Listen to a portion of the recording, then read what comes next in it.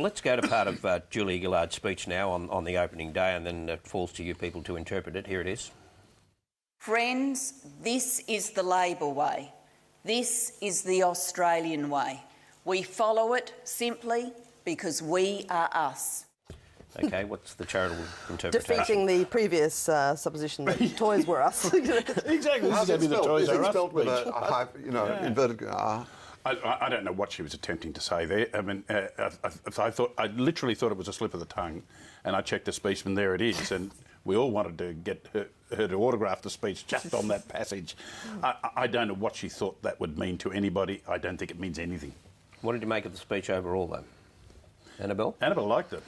Well, I thought there was a kind of a strolling element to it that I thought she pulled off okay, you know, talking about the experiences of Australians that she had met. I thought it borrowed a bit from the sort of Obama playbook of, you know, and meanwhile in Atlanta an old woman presses a button, this sort of thing. But I thought on the whole it kind of missed a whole bunch of opportunities, because I mean one of the advantages of having had a rubbish year and kind of got some difficult things done, more I suspect than anybody expected her to get done. One of the advantages at the end of such a year, when you gather with your own people, I think, is to sort of go a bit, you know, you can't accuse me of not doing hard things because I've done hard things.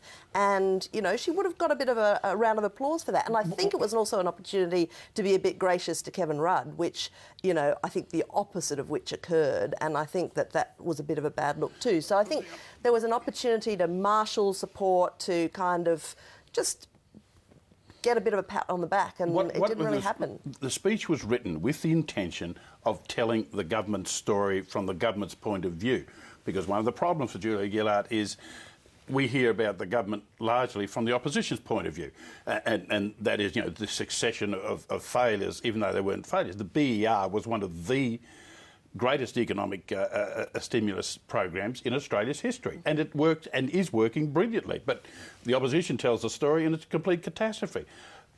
Julia Gillard set out to try and tell a different version of the government's story, but it was a bit, so lame that story didn't come through. But she didn't. She resisted the temptation to bang on about Tony Abbott, and I think that's what a lot of people were advising her very carefully to avoid, because that's not what was required. Again, it's this sort of Gillard equation where there seems to be something kind of missing, and nobody really seems to know what it is. I mean, it's not like she's become a different person, but there is some sort of barrier that kind of kicks in when she's speaking in public or on TV, you know, and people so commonly say of her, oh, she's very patronising, which I think is kind of about the last thing she actually is. I mean, it's a very funny...